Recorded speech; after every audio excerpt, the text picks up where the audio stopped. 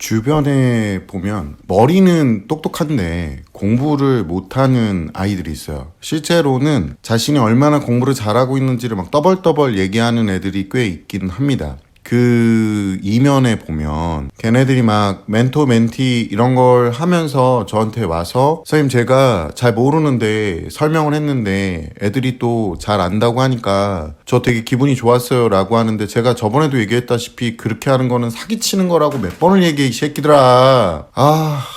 중학교 시험이 너무 레벨이 낮다 보니까 중학교 시험도 지금 어려워하는 애들은 대부분은 뭐냐면 공부하는 습관이 개판이 나서 그래요. 그래서 제가 중학교 때부터는 공부를 조금 진심으로 좀 해줬으면 좋겠는데 이게 뭐 답이 없는 거죠. 머리가 좋아, 애가 머리가 좋은데 잔머리가 좋다고 표현하죠. 근데 분명히 중학교 때 좀 했어. 그 왜 좀 했냐면 중학교 시험이 낮아서 그런데, 중학교 시험도 어려워하는 애들은 둘 중에 하나예요. 뭐가 문제가 있거나 아니면 학습 방식 자체의 기본이 굉장히 안 돼 있는 거예요. 어머님들 이것도 알고 계셔야 돼요. 요즘 아이들 같은 경우는 암기가 연습이 안 돼서 암기 자체가 안 되는 애들이 존재를 해요. 희한하게도 자주 봐야지만 외워지고 자기가 의도하에 암기하는 건 연습을 너무 안 해서 중학교 한 2, 3학년 됐는데 암기사항을 주면 단시간 안에 암기를 못하는 애들이 지금 생겨나기 시작했거든요. 어머니들 중에서 나는 됐는데, 어머니 때랑 애들 때랑 자꾸 비교하시는데 어머니의 경험이 아이 경험하고 똑같지가 않아요. 이게 제가 오늘 얘기해드리고 싶은 것 중에 뭐가 있냐면, 어머니도 자꾸 와서 나 때는 그렇게 괜찮았는데, 어머니 교육이라는 게 굉장히 복합적이에요. 제가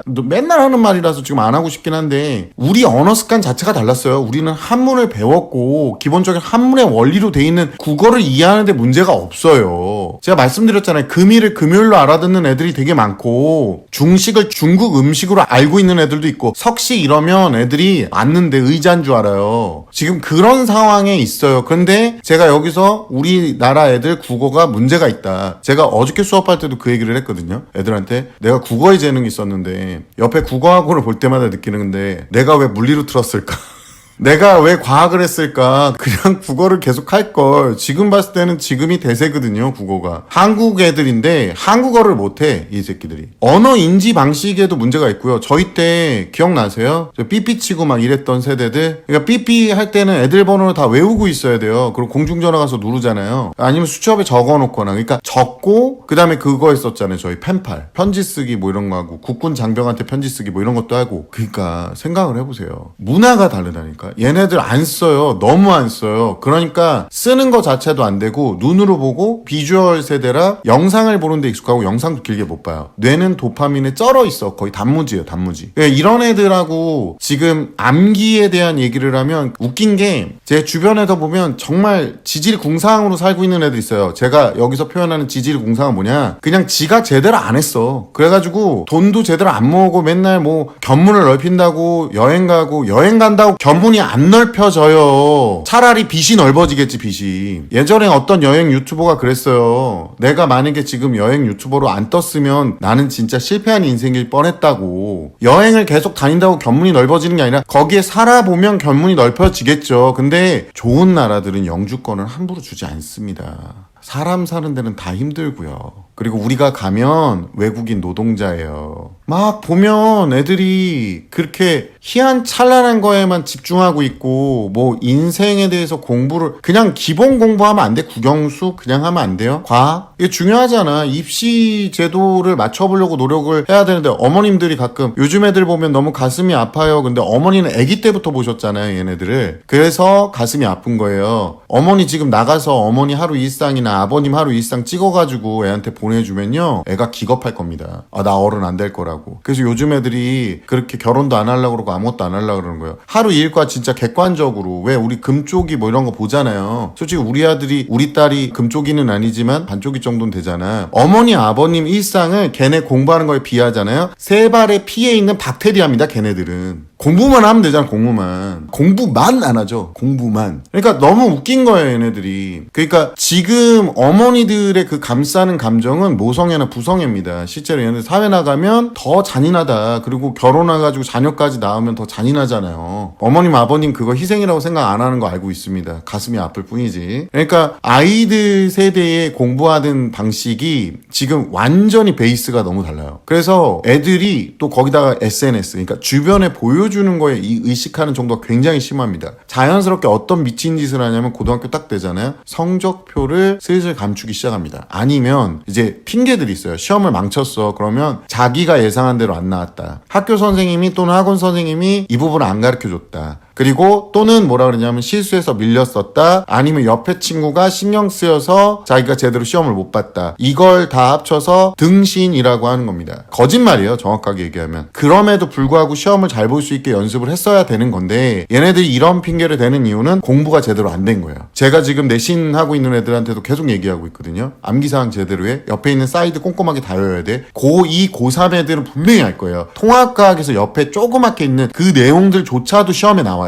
통합과학은 기출도 풀어봐야 되는데 그 사이드에 있는 세세한 내용까지 알아야 돼서 옛날에 우리 그 공통과학 아시죠? 공통과학. 그 공통과학하고는 레벨이 다른 거예요. 세세한 내용이나 그 깊이가 들쭉날쭉하고 얼마나 퍼져나갈지 얼마나 깊게 나올지 아무도 예상이 안 됩니다. 이걸 출제하는 선생님이 통합과학 선생님이 아니거든요. 물리원, 화학원, 생명과학원, 지구과학 선생님이니까. 뭐 국어도 그렇고 영어도 그렇고 이렇게 보고 거기다가 상대평가야. 우리 아들 90점 나왔다 좋아했는데 100점이 막 32명이야. 막 이런 경우도 있어요. 그러니까 이제 대환장 드라마인 거예요. 그러니까 얘도 딱 눈치 보고 점수가 잘 나왔으면 또 얘기는 해요. 그러니까 남들 100점 만때 지는 85점 맞아놓고 자랑은 해. 엄마 내가 왔지. 나 이 정도 했어. 막 나 혼자 했는데 이 정도 했어. 이렇게 하는데 실제로 얘가 숨기기 시작할 때가 언제냐면 이제 문제를 어렵게 냈어. 어렵게 내는 게 더 좋은 거예요. 상대평가니까. 근데 어렵게 냈어. 어렵게 냈는데 점수가 낮게 나와. 어머니 얘 생기부 나중에 1년 후에 열어볼 수 있거든요. 매해 생기부 기록된 거는 다음 해에 열어볼 수 있어요. 수정도 불가능하게. 근데 생기부나 아니면 얘가 지금 어떻게 진행되고 있는지 성적표가 나올 때 보시면 이 등신들이 무슨 짓을 하냐면 수행평가 있잖아요.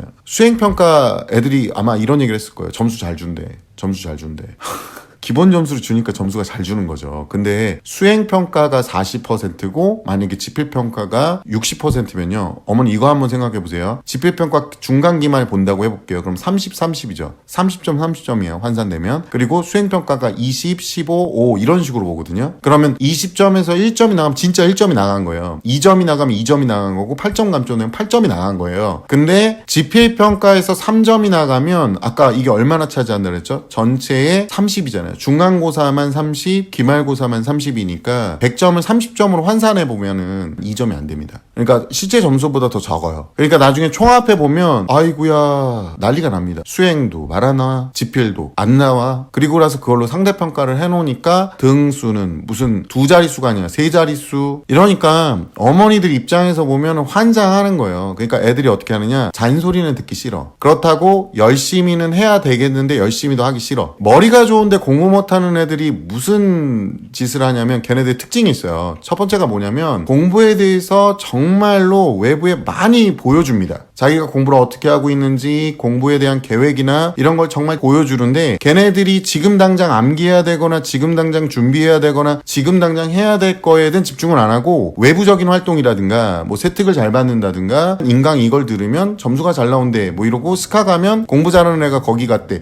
이러면서 정작 해야 될 행동 말고 기타 부수적인 활동에 굉장히 집착을 합니다. 얘는 지금 공부를 해야 되는 기본 행동에는 시간을 안 쓰고 진상짓만 하고 있는 거예요. 자기가 신경 쓰지 말아도 되는 부분에 오히려 더 에너지를 쏟고 거기에 합리화를 시키고 목적을 부여하는 거예요. 이렇게 되면은 애가 에너지를 거기다 다 써버리니까 실질적인 자기 스킬이 안 쌓이는 거예요. 그러니까 엄마 아빠한테도 성적을 보여줄 수가 없죠. 대부분의 시간을 그러니까 그런 잡다한 짓, 계획을 잡는 데에 또 고민을 하는 데에만 엄청나게 시간을 소비를 합니다. 그리고 또 하나가 뭐냐면 쓸데없이 비판적이고 쓸데없이 까탈스럽습니다. 학원 하나를 알아봐도 이 학원은 어쩌고 저 학원은 어쩌고 소믈리에가 됩니다. 분명히 잘 알아봤어요. 자신한테 맞는 학원을 찾겠다고 노력을 하고 있는데 본인한테 맞는 학원이 아니라 본인이 주변 상황에 맞추셔야 됩니다. 학원을 가야 되는 이유가 뭐냐면 주변에서 자기에 대한 메타인지를 시켜주기 위해서 학원을 보내는 거예요. 비교 대상체가 옆에 있잖아. 얼추 알아요 서로. 반주 레벨이 있잖아요. 그러니까 이런 것들에 대해서 봐야 되는데 여길 집어넣으려 그러면 또 비판적으로 여기는 뭐가 어째서 그렇고 저기는 어째서 그렇고 결과적으로 이걸 또 받아주시는 부모님들이 계시는데요. 절대로 걔가 말하는 대로 진행되지 않습니다. 학원에서 시키는 숙제 그리고 어떤 질문이나 이런 걸 처리할 수 있음에도 불구하고 그거는 안 하고 그냥 남들이 뭐 하고 있냐 그거에만 관심 있고 남들이 공부를 어떻게 하고 있느냐에 관심이 많다 보니까 가가지고 또 멘토 그런 것도 막 해요. 훈수도 두고 공부에 대해서 막 아는 게 많아. 그래서 공부는 이렇게 해야 되고 이런 마인드를 가져야 되고 인강이 뭐가 좋고 이런 얘기를 하고 결국에 해보라고 하면 핑계만 오지게 붙습니다. 그리고 얘네들이 결론적으로 보면 눈이 굉장히 높습니다. 얘네들이 실제로 공부를 굉장히 열심히 해가지고 성취를 제대로 해본 적이 별로 없기 때문에 고등학교 이후에 주변에서 인터넷에서 얼핏 본 거 갖고 와가지고 이공부법이면 괜찮고 기적의 암기법이 어쩌고 이렇게 하면 속독을 할 수가 있고 이렇게 하면 수학 공식을 어떻게 할 수 있고 이런 걸 죄다 갖고 와요. 아이들이 이제 인터넷에서 본 거를 갖고 와서 실제로 그런 게 존재하는 것처럼 얘기를 하는데 제가 제 유튜브 채널에서 항상 말씀드리지만 왕도라는 게 없다. 이제 왕도가 뭔지도 모르지 너네들. 그러고 보니까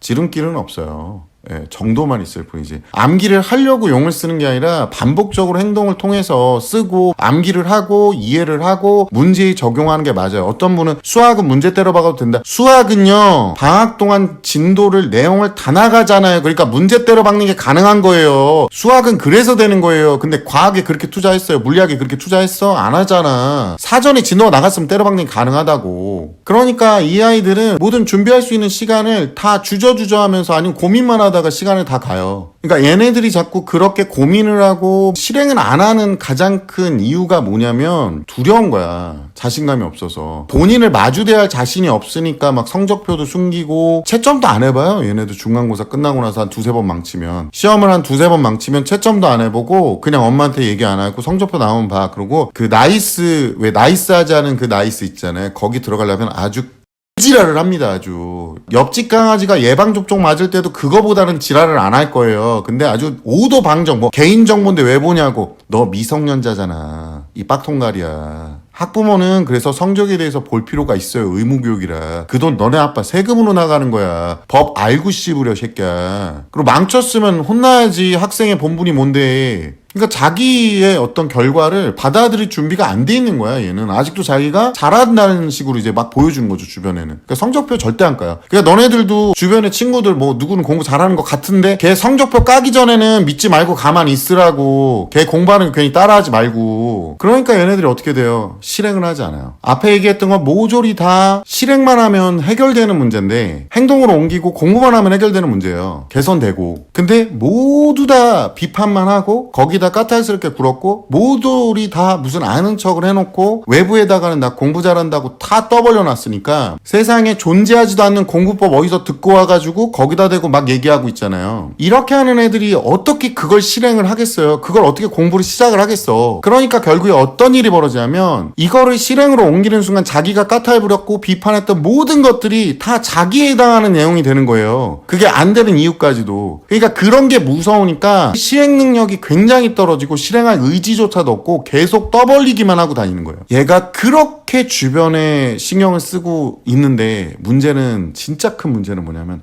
아무도 그런 애에 대해서 관심을 갖지 않습니다. 다 알아요. 네가 떠벌떠벌 주둥아리만 하고 있다는 걸 다 알고 있다고. 그래서 너한테 관심을 잘 안 둬. 네가 막 얘기하고서 그렇구나.